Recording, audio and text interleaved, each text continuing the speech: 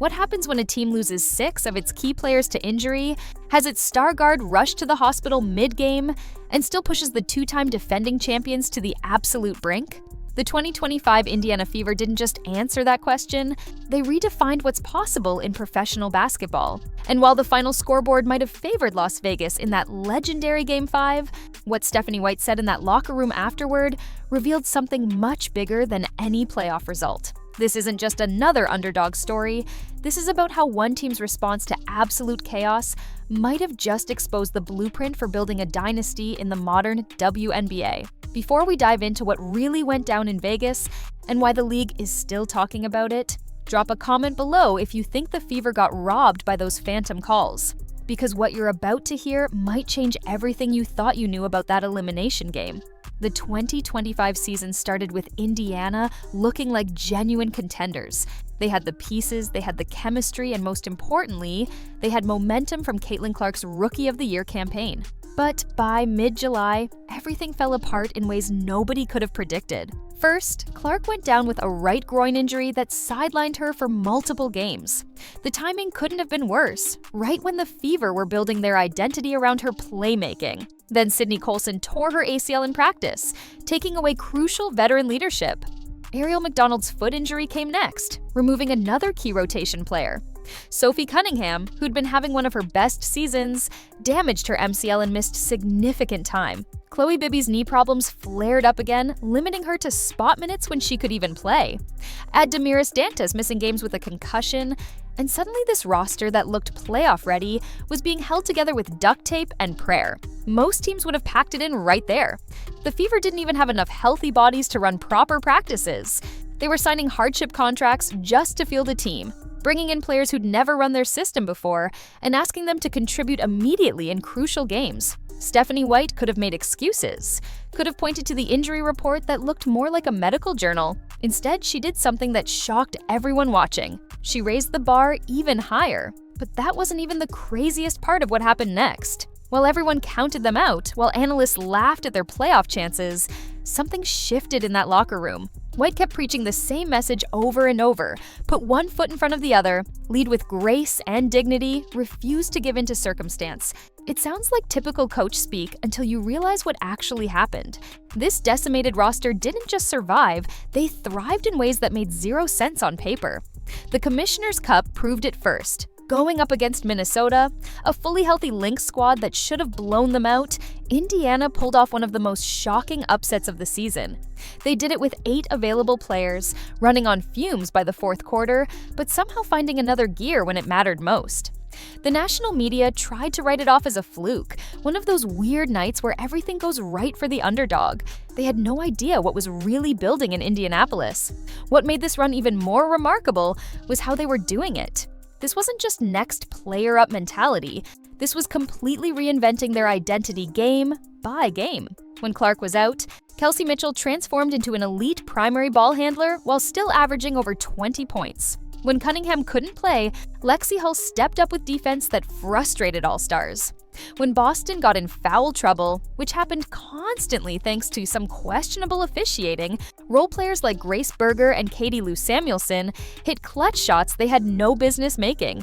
The league started taking notice when Indiana rattled off wins against teams they had no business beating. They took down Connecticut without 3 starters. They pushed New York to overtime, missing half their roster. Every game became must-see TV because you never knew which random player would suddenly play like an all-star. But the real test, the moment that would define everything, came in the playoffs against Las Vegas. Hit that subscribe button if you want to hear more untold stories from this WNBA season, because what happened in Game 5 needs to be talked about way more than it has been. Game 5 in Vegas started with Indiana already at a massive disadvantage. They were missing key players before the opening tip, forcing White to use lineups that hadn't played together all season. The Aces, meanwhile, rolled out their death lineup of Aja Wilson, Jackie Young, Chelsea Gray, and Kelsey Plum. On paper, it should have been a massacre.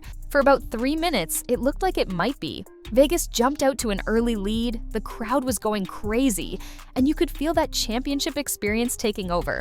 Then Kelsey Mitchell happened. She came out playing like someone who'd been personally insulted by every prediction that had Indiana losing. 27 minutes into the game, she had 19 points on ridiculous efficiency, keeping the Fever within striking distance every time Vegas tried to pull away. But that's when disaster struck in the most frightening way possible. Mitchell suddenly collapsed on the court, her body cramping so severely that medical staff had to rush her to the hospital. The image of her being helped off the court, unable to even walk on her own, should have been the moment Indiana's season ended.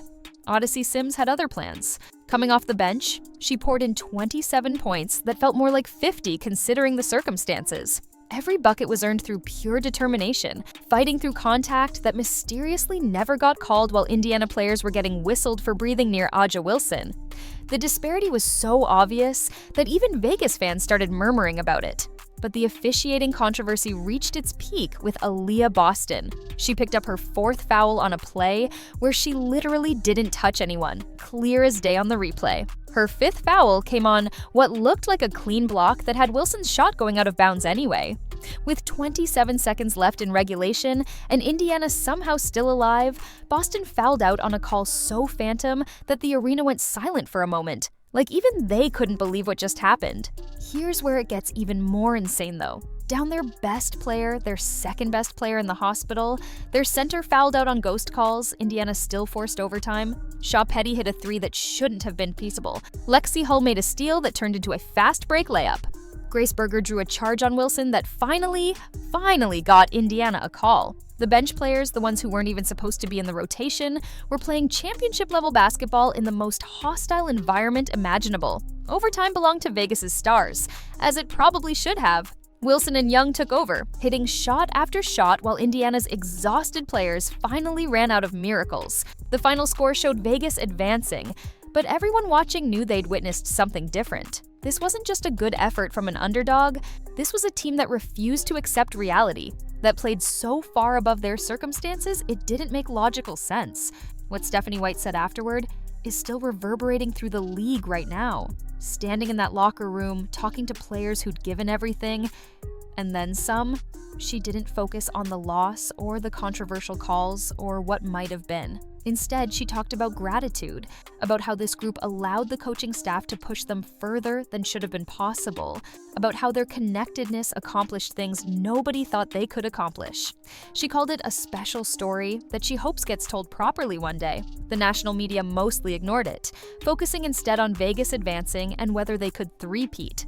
But inside WNBA circles, coaches and executives took notice. How does a team lose that much talent and still compete at that level? How do role players suddenly perform like stars in the biggest moments? How does a coach maintain that kind of buy-in when everything is falling apart around them?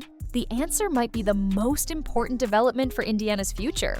While other teams rely on superstar talent and hope they stay healthy, the Fever proved you can build something different. They showed that culture, preparation, and belief can overcome talent gaps that seem insurmountable. They demonstrated that the right coaching staff can maximize players in ways that transform careers. Think about what this means for 2025 and beyond. When Caitlin Clark comes back fully healthy, when Sophie Cunningham returns to form, when this team adds the pieces they're rumored to be pursuing in free agency, they're not just adding talent to a roster. They're adding it to a foundation that's already proven it can compete with anyone under any circumstances. That's terrifying for the rest of the league. The whispers around the league are already starting. Players want to be part of what Indiana is building, not just because of Clark's star power or the market potential, but because they saw what happened in 2025. They saw a team that had every excuse to quit instead become must-watch television. They saw role players get opportunities to shine and deliver. They saw a coach who didn't just preach culture, but actually built it under the most difficult circumstances imaginable. Some are calling it the most important loss in Fever history, which sounds ridiculous until you really think about it. Wins and losses are temporary, but what Indiana established in 2025 might last for years. They proved they're not just Caitlin Clark's team, they're not just hoping to sneak into the playoffs, they're building something sustainable and special. When you can take the defending champions to the absolute limit, while missing half your roster, what happens when you're actually healthy? The Aces knew they escaped something in that Game 5. You could see it in their celebration, which was more relief than joy. You could hear it in Aja Wilson's post-game comments, giving Indiana more respect than she'd given any opponent all season. Chelsea Gray straight up said it was one of the toughest games she'd ever played in, and this is someone with multiple championships and Olympic gold medals. But here's what nobody's talking about enough.